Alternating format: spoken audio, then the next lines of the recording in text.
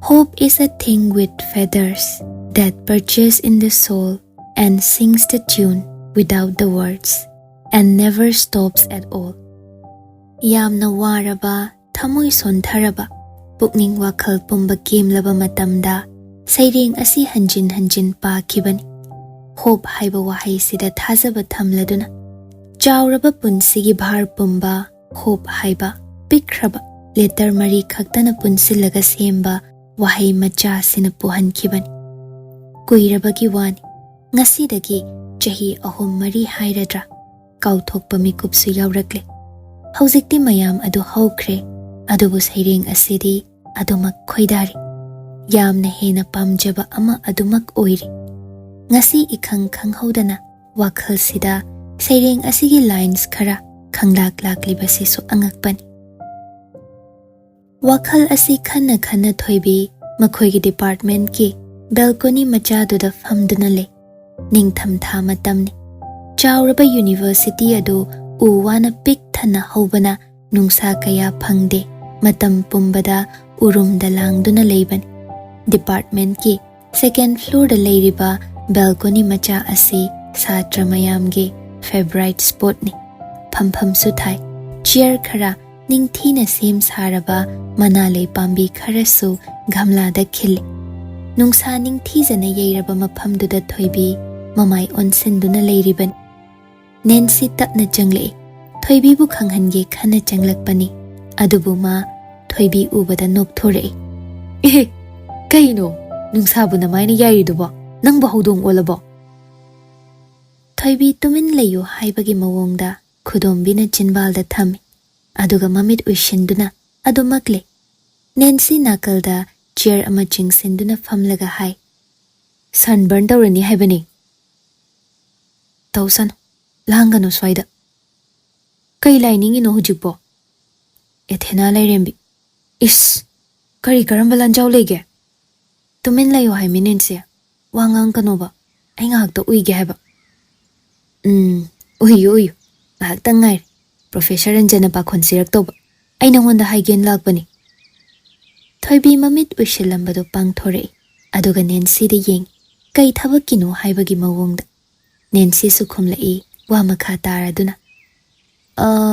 You know, a new associate is transferring here, so they are throwing a tea party for him.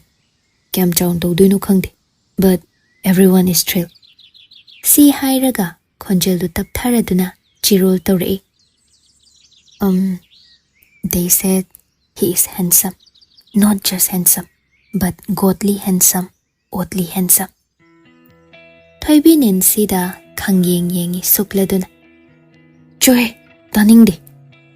Ura khanganiye. I don't go for looks. That's a lot of bullshit. What is that, Nancy? I'm telling you the truth. Of course you care about looks and appearance, sweetheart. No, I'm not, honey. Adudi chinglemba sina kari. Kaygino, mahamuk pa sila ibo. He is handsome and you choose him na. I'm not dragging anybody here. I'm just proving my point. Yare, taning de chalom ta.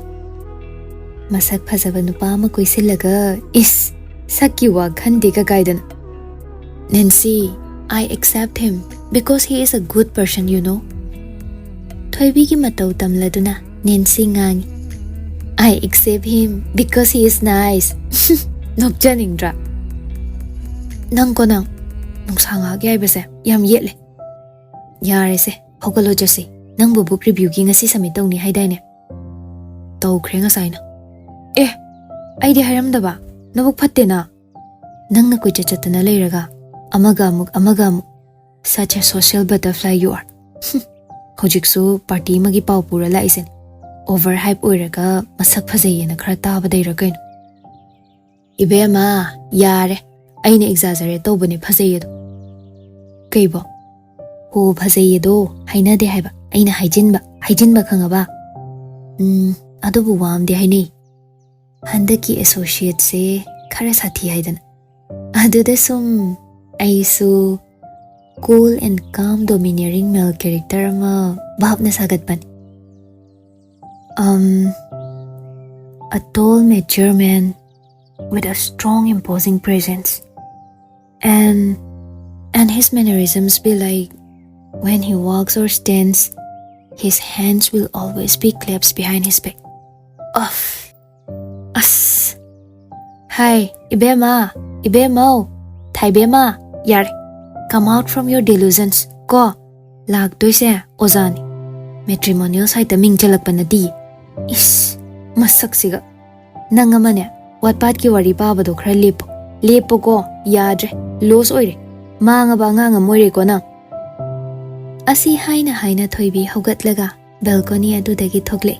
Bag adu yankhatli, woolen scarf amako kupsinduna ilambado, ngaksamda irenjana yetsillaga, chatpa howi.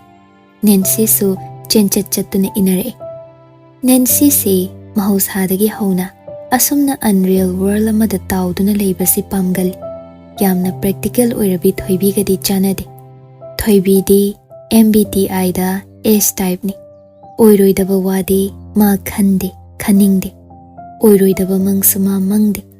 Mitna uba nakongna taba adu khak thaje, achumbani khali. Adu nattabana kanadaba potni mangonda karishu changde. Adubu personality khetna khraba ani se asuki matik luna tinai thanaba yadana. Department building dagi thoklakpaga seniors kharaga pulli. Anakpa canteen dagi chana thaknaba khara le. Thoibi mayamgi thabak to khara yauramlaga Nancy da tuminna hai. Nancy, listen. Kudoroge. Ay chatlamagi. Kay gya. Hayingi assignment lushindri. Asi yawba pharak tado mal. Nangarang lushini haida. Kudoroba. Chinglimba do. He called me at 10 and we talked too long on the phone. Aday dum toy. Nancy sugatlaga thoibi da yengi. Thoibi lingjum thangatlaga upai leite haibagi ingit tawraduna hairei. Aikhoy anoba associate to ai hayeng phasana greet tawragi. Nang enjoy to horo mayamga. Chatlagi ko. Bye. Thoibi thoklakle Nancy di adum suktuna lei hore. Luna tinaba mamanabi haibasidabo thabak khuding puningi punna yauning libani. Nungdang wayo shilakpagi numit masak uge phangdre. Ningthamtha oibagi so hena nganna mamsilli. Chauraba campus adu khongna gam chatli. Hauriba uwa mayamdudagi kelakpa ngangleinaba amadi napu machugi una singna lambi nakalda chaiduna leiri. Wangna yungliba street post adudagi thalakpa maingal aduna hena lambi amadi una sing adu sana machu onhanbagum phazahankre. Sanadagi khitang mamsilakpa amber colored amber gi ipakta. Ayingba nungsitna humlakpa dudi chik launa ingi. Khongkap yangna thangba hengatli ayingba marak aduda kuina leiba aphaba natre. Mitar khara chakhatlaga auto rickshaw amada kakhatli. Asomna thoibi hobe magi leifam aduda halai. Makhoigi apartment adu changbaga hana fresh up tawi mamai mamit ta thoi. Aduga magi balcony da thariba lei amadi vegetable khara adu ising chaibi.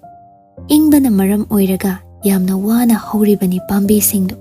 Thoibina joton tawmanbadagi siba ngamda hauraba haiduni. Marak aduda khamen asinbi khara tekthaduna pali. Haizing phaduna ngaksang ngangsillaba khara yawbadu hektoi. Aduga kitchen da pusilaklaga vegetable basket da hapchil. Coffee cup achauba ama semi. Fridge dagi tiramisu piece ama leibadu lauthoklaga plate macha ama da hapduna magi room da pusilai. Class chatlubagi ngaihak hipningbani. Adubu hippa yadri magi thabak yami. Study table manak aduda chair adu chingthoktuna famthai. Coffee amadi cake aduna table machi da thami. Aduga bag dagi laptop puthoraklaga hangtoi. Coffee sip ama chinglaga assignment loishindaba adu yeng. Tiramisu adu chaba tangkhai chalakpada phone ring khinglei. Chinglembani.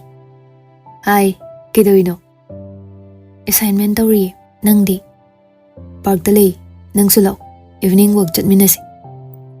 Ay yaroi. Assignment tawri harisini. Ngahag break piyu kidoge. Ai uningdro nangbo. Magi waduda Thoibi nokthore. Of course, but I have to finish my work na. Hayeng loidradi ay professor na hatlani khangbra. So don't disturb me, you silly romanticist. Noklaga haibani adubu jinglembadi thawai nungaitre. Asumna thabak lei haiduna thogla uyarak si khara toir inung nungaitana haire. Fine, as you wish. Kaidawarage, sorry ro. Saude. Sauba mali. Aina nangbu yam tana halita sing. Kay wano adude. Thoibi amuksa nokthore. Wa makhatai. Hoise. Ay assignment loibaga hairake. Ado park tadi ngai gano. Khara kui gani. Ado loibaga hairake. Thenga sa thoklakpa yaba natro. Hoine. Ado mai hairadi yar. Nang sidi. Thamose. Ay thabak loishingi. Okay baby. Thuna loisilo ko. Phone thami. Ngai hagwari sabaduda matam kharadi mangkhre. Magi favorite tiramisu cake aduso neko chana ka khatuna chaba hauramle. Thoibi nungsa sor asangba mohontoi. Ngai hak minutes amani tuminna famlaba matung thabak makha chathai. Adudagi WakhaL choi thoraktre pukning lupkhre. Pung ani mukki matung Nancy so halakle. Thoibi assignment kana loishinaba hotnaridu ubada ma yetlakte. Magi room da changduna tumin laikre. Kona thangda thoklaktuna chak thangat pa hawi. Tanjaduda Thoibi so assignment loiraduna tingli yangli tauna room dagi thoklei. As loire. Nancy kai thongdoino. Nangi tomato se matar paneer thongbadoina hapage. As chaning de. Chaning oi. Kangsoy oin tawseba. Paneer do ay pamdiba. Nang khangirudi kaino. Ngangnari kanda Thoibi gi phone lai. Room da chensen duna prap paikhatli. Chinglim bagi malu bani adubu oiramdre. Makhuragi call ni. Hello, Ija. Tai uncle, kai leirage. Nang kai dore. Ngasi tea party da ude. Ai do assignment loidabagi hallaba. Ihe, adudi kamdoba. Loidriba hujipao. Hausikta loishinkibada ngairiye. Good. Phare na adude. Adudine, Nancy na bani ikhoida lao. Dinner charasi. Hausik lao. Hoine, haujik ni ne. Lao. Thenganu ko. Nangantine ensang thongbabu loidore. Lao ko. Paukhum khumba nangdringai phone adu thamkhre. Thoibi haifet sugatli. Aduga room dagi thoklaktuna Nancy da pau tami. Magi makhuragi apartment se yamna lapnabadi natte. Khongna chatpa yaba distance ni. Adubu ahalna kaurakpa haiba sidabu naha singsi khara tangali. Amarom da makhura se makhoi department da leiba professor amani. Nancy na hena kina koina chatli. Upai leite chatpa tabani. Phirol athaba setchili, muffler hapchili. Aduga magi ngasai hekpa khamen asinbi kharado carry bag amada punna hapchenduna thoklakle. Phone puthoktuna chinglembada text amadi tawrami. Chinglemba, nang saurano. Aido uncle na lao na kaurakpadagi moida chatle. Lambida Nancy ga wari tawi. Ngai khone, masaka main tawramage. Akhoi gi new associate to. Nangi delusion gi upado oiramababa. Tall, handsome with domineering aura. Nancy sukto iwa hangduda. Wangdi wangi, but he's not my type. Thoibi khangnok noi. Sire, last he's not my type eh.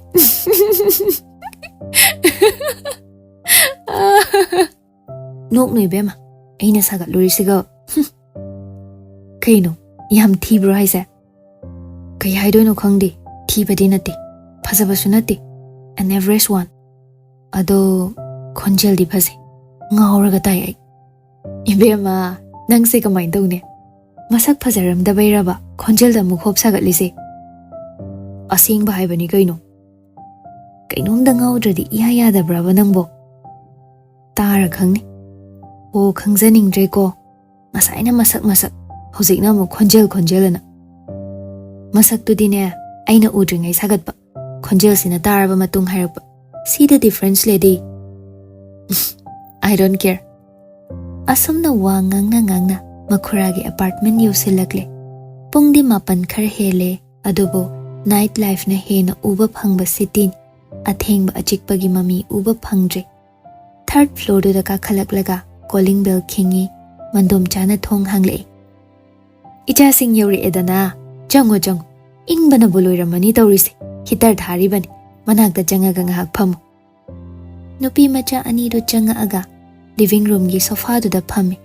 Thoibi purakliba khamen asinbi do mandom cha da pisile.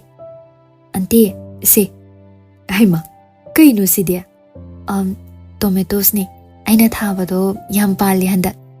Is imai pema ichana thaba sidi nga thongba da thakdok ge he. Insang thongba hawraba. Ayamba loire.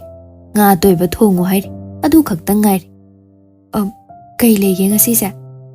Wa ngangna mandom cha gi matung inaraga kitchen lom da changi. Mandom cha jamini su chatna khumlei. Oza ma kauriye nang uncle ga thaina pulakpa mal. Mana khangba sadrani haine. Hojik oza amuk oiminaraba. Noi gi department da handak transfer lai haibado. Oh, associate professor da. Hoi, mani kaurise. Nanga una haningba mali ne noi uncle na. Thoibi bhab tare haibagi mawongda makok nomi. Uncle di, kaida thoki ge? Laani. Oza do pa thoki bani. Lambi se kitang pharak taidana ikhoi gi se adugi. Oh. Thongba loiraba mathel mayam do hang du na yeng. Nancy su changlak dining chair du da famle. Mathel yam kre. Sagol hawai thongba, nga atawba, laphu iromba, hai thongba, sangom kher. Manam su onthok na nungsikre. Thoibi mathel mayam do ubada chak lam khale. Ngasai coffee cup ama thakhiba dudagi kari su chadriban. Khara thuna loisinabani haidana mandom chagi mateng pangsili kari tawba yaba yengduna. Ngaihaki matung makhura halakpagi makhol tai. Dorgi passport nambagi khonjel ga loinana thong hangbagi makhol adudagi nipa anigi khonjel. Ahanbada thoibigi makhurana thoibibu kaurei amukta thokla o haidana. Thoibi su makhut achotpado kitchen towel da tai thoklaga anauba associate ado sak khangnanabagi damak hobe thoklei. Living room adu yobada thanglamba khongthang tap thakre. Mangda leplam liba nipado mihul khang chong khalei thazin aduda pulap paikhatladuna makhol thokna pakhatpagi natte harawbagi nungaibana kham thenglabagi mihul. Nancy na phazade haibadu masira average look ni haikibado natte thoibigi maphamdadi tongan bani phazaba athiba adugi wangmada karigumba ama tarang amada liblibado makhura jitena kawrakpada gyan lai. Haima la oni sana nangbo oza purna si khangna rula one ngasai shu yaude nangna tawba shimane. Thoibi tingak changsilli purna su thoibi da yamna munna yengduna leiram. Jiten gi wahaiduda masu gyan ama lakpagum nungsa shor hontoi aduga nokfet tawrei. Sini oja aina haiba ichanupido khara mangau thibani ngasai su prap yum halli haidana hekta laktribaduni. Kishu kaide da oja. Asi haina purna thoibi romda onsilai aduga makhut tingthoi handshake amagidama. Hello, nice to meet you. Nangi wari am tare oja jitendagi and I think we will get along well. Thoibi handshake tauna nokmi riba purna bu yeng. Karigino purna na mabu masak khangdaba dauna tawriba ahanba unaba dauna wangangliba mi onarabrane. Masibu chahi mari mamangda mana thengnakiba purna durane natrabrane. Sakhang mai khangnabadu tension kre chaklo shelaktuna chaminare wari di ayamba nauna leifam shift tawrakpagi university gi amadi thoibi gi paper adugi matangda sane. Purna na thoibibo masak khangdaba dauna tawrido mahaki makhuragi mamangda ꯃꯟꯗꯣꯝꯆꯥꯒꯤ ꯃꯃꯥꯡꯗ ꯅꯨꯡꯉꯥꯏꯇꯦ ꯈꯟꯕꯒꯤꯔ ꯈꯟꯅ ꯊꯣꯏꯕꯤ ꯋꯥꯈꯜ ꯑꯃꯗ ꯀꯟꯅ ꯃꯪꯉꯤ꯫ ꯌꯥꯝꯅ ꯊꯦꯡꯕ ꯐꯠꯇ꯭ꯔꯦ ꯍꯥꯏꯗꯨꯅ ꯉꯟꯅ ꯂꯣꯏꯁꯤꯟꯅꯕ ꯍꯣꯠꯅꯩ ꯗꯤꯅꯔ ꯑꯗꯨꯁꯨ꯫ ꯀꯣꯟꯅꯊꯪꯗ ꯂꯣꯏꯔꯗꯨꯅ ꯊꯣꯛꯂꯛꯂꯦ ꯃꯈꯣꯏ ꯃꯈꯣꯏꯒꯤ ꯂꯩꯐꯝꯗ ꯍꯟꯅꯅꯕꯒꯤꯗꯃꯛ꯫ ꯋꯥꯀꯤꯡ ꯗꯤꯁꯇꯦꯟꯁꯇ ꯂꯩꯅꯕ ꯉꯥꯛꯇꯅꯤ꯫ ꯖꯤꯇꯦꯟꯅ ꯊꯤꯟꯗꯣꯛꯄ ꯊꯣꯛꯂꯛꯄꯗꯨ ꯄꯨꯔꯅꯅ ꯋꯥꯔꯅꯤ ꯍꯥꯏꯗꯅ ꯊꯣꯛꯍꯜꯂꯛꯇ꯭ꯔꯦ꯫ ꯅꯨꯄꯤ ꯃꯆꯥ ꯑꯅꯤꯗꯨ ꯃꯥꯅ ꯊꯤꯟꯕꯤꯔꯝꯂꯒꯦ ꯍꯥꯏꯅ ꯈꯣꯡꯅ ꯂꯥꯛꯃꯤꯟꯅꯔꯦ꯫ ꯍꯧꯖꯤꯛ ꯐꯥꯎꯕ ꯄꯨꯔꯅꯒꯤ ꯃꯑꯣꯡ ꯃꯇꯧꯗ ꯑꯍꯣꯡꯕ ꯂꯥꯛꯇ꯭ꯔꯤ꯫ ꯊꯣꯏꯕꯤꯕꯨ ꯃꯥꯅ ꯃꯁꯛ ꯑꯍꯥꯟꯕ ꯈꯪꯅꯕ ꯃꯤꯗꯧꯅ ꯂꯣꯏꯅꯔꯤ꯫ ꯃꯇꯥꯡ ꯑꯁꯤꯗꯁꯨ ꯅꯦꯟꯁꯤ ꯌꯥꯎꯕꯒꯤꯔ ꯈꯟꯗꯨꯅ ꯊꯣꯏꯕꯤ ꯇꯨꯃꯤꯟ ꯂꯩꯁꯤꯜꯂꯤ꯫ ꯃꯃꯤꯠ ꯑꯅꯤꯗꯨꯅ ꯄꯨꯔꯅꯗ ꯀꯤꯔꯨꯞ ꯀꯤꯔꯨꯞ ꯌꯦꯡꯕꯗꯤ ꯂꯦꯞꯇꯦ꯫ ꯃꯈꯣꯏꯒꯤ ꯂꯩꯐꯝ ꯑꯗꯨ ꯌꯧꯕꯒ ꯒꯨꯗ ꯅꯥꯏꯠ ꯋꯤꯁ ꯇꯧꯅꯩ꯫ ꯊꯣꯏꯕꯤꯒ ꯅꯦꯟꯁꯤꯒ ꯒꯦꯠꯇ ꯆꯪꯂꯒ ꯁ꯭ꯇꯦꯌꯔ ꯀꯥꯕ ꯍꯧꯕꯒ ꯊꯣꯏꯕꯤ ꯉꯁꯥꯏꯗꯒꯤ ꯐꯨꯡꯒꯠꯂꯒ ꯈꯪꯅꯤꯡꯅ ꯂꯩꯔꯤꯕ ꯋꯥꯍꯪ ꯑꯃ ꯃꯈꯥ ꯇꯥꯅ ꯊꯝꯕ ꯉꯝꯂꯛꯇ꯭ꯔꯗꯨꯅ ꯄ꯭ꯔꯞ ꯄ꯭ꯔꯞ ꯑꯃꯨꯛ ꯀꯨꯝꯊꯔꯛꯏ꯫ ꯑꯗꯨꯒ ꯆꯠꯄ ꯍꯧꯒꯠꯂꯝꯂꯕ ꯄꯨꯔꯅꯕꯨ ꯀꯧꯏ꯫ ꯌꯥꯝꯕꯣꯡ! ꯄꯨꯔꯅ ꯑꯣꯟꯊꯣꯔꯛꯇꯦ꯫ ꯊꯣꯏꯕꯤ ꯑꯃꯨꯛꯀꯁꯨ ꯀꯧꯏ꯫ ꯌꯥꯝꯕꯣꯡ! ꯄꯨꯔꯅ ꯆꯠꯂꯝꯕ ꯈꯣꯡꯊꯥꯡꯗꯨ ꯂꯦꯞꯄꯤ ꯑꯗꯨꯒ ꯊꯣꯏꯕꯤꯔꯣꯝꯗ ꯑꯣꯟꯁꯤꯜꯂꯛꯏ꯫ ꯊꯣꯏꯕꯤ ꯈꯣꯡꯀꯥꯞ ꯈꯔꯒ ꯆꯪꯁꯤꯜꯂꯤ꯫ ꯌꯥꯝꯅ ꯊꯨꯅ ꯂꯥꯛꯄꯒꯤꯁꯨ ꯁꯣꯔ ꯁꯥꯡꯅ ꯁꯥꯡꯅ ꯍꯣꯜꯂꯤ꯫ ꯀꯩꯒꯤꯅꯣ ꯅꯪꯅ ꯑꯩ ꯈꯪꯗꯕ ꯁꯥꯔꯤꯗꯦ? ꯄꯨꯔꯅ ꯏꯉꯛ ꯉꯛꯄꯒꯤ ꯃꯑꯣꯡꯗ ꯊꯣꯏꯕꯤꯗ ꯌꯦꯡꯂꯒ ꯍꯥꯏꯔꯛꯏ꯫ ꯀꯔꯤꯕꯣ? ꯅꯪꯅ ꯑꯩ ꯈꯪꯗꯕ ꯁꯥꯔꯤ ꯀꯩꯒꯤꯅꯣ ꯍꯥꯏꯕ? ꯁꯣꯔꯤ, ꯅꯪꯒ ꯑꯩꯒ ꯍꯥꯟꯅ ꯈꯪꯅꯕ꯭ꯔꯣ? ꯑꯩ ꯀꯥꯎꯔꯦ꯫ ꯀꯥꯎꯔꯦ? ꯀꯥꯎꯔꯦ ꯍꯥꯏꯕ? ꯋꯥ! How can you? ꯊꯣꯏꯕꯤ ꯋꯥ ꯃꯈꯥ ꯍꯥꯏꯐꯝ ꯈꯪꯗꯕꯒꯤ ꯃꯌꯥ ꯀꯥꯊꯣꯛꯇꯨꯅ ꯄꯨꯔꯅꯗ ꯗꯤꯁꯑꯄꯣꯏꯟꯃꯦꯟꯠꯀꯤ ꯃꯤꯠꯌꯦꯡ ꯑꯃꯅ ꯌꯦꯡꯂꯛꯏ꯫ ꯄꯨꯔꯅ ꯑꯃꯨꯛꯁꯨ ꯍꯥꯏ, ꯊꯦꯡꯅꯔꯝꯕꯁꯨ ꯌꯥꯏ꯫ ꯑꯩ ꯍꯧꯖꯤꯛꯀꯤ ꯑꯣꯏꯅꯗꯤ ꯅꯤꯡꯁꯤꯡꯗ꯭ꯔꯦ, ꯅꯪ ꯁꯥꯎꯒꯅꯨ꯫ But Thoibi, you calling me Yambung is a little bit informal considering the kind of relationship we have as of now. Nangna scholar shatra ama, aduga aina department sida leiba oja ama. Hana aduma khangnaduna lakpa oiradi kaisu kaide. Adubu khangnadaba ngasi khak thengnaba oibanina, you know, I find it very strange. I hope you understand. Thoibi ngakpana kham thengkre, sauningbasu poklakle, mamit anidu ngangsile, sauna haire. So how do I call you? Sir. Purna nokfet tawre, karigumba paukhum amattadi piramdre. Munna Thoibida amuktang yenglamlaga jakhatkre. Yenglamliba mityengdo sak khangde, natraga Thoibibu tasengna kaure haibagi mityeng natte. Aina ngamle, nang maithire haibagi mityeng. Thoibi nungsa sor sangna hondoklaga ngaihak lepi, chatkriba Purnada yengduna leiribani. Asum lapthokraba matung, gate hangduna changlakle. Manungda Nancy tingak leptuna leiram. Madi ngasaidagi adumna leiriba jatni. Thoibi changlakpaduda chongsillaktuna hangi. Kaino hajikida? Mi onariro? Oiramdraba ba? Nang hana khangnaba miga masak manairaba? Kaino mi warise? Kaino ba? Thoibi, mi onarira haibani? Thoibi Purnana khangdaba sarambagi sauningbado ulap phudoktuna haire. Kaigi khangdabano? Kaigi kaudoino? Nancy, we spent 7 nights together at Yokohama. How can he forget that? How can he?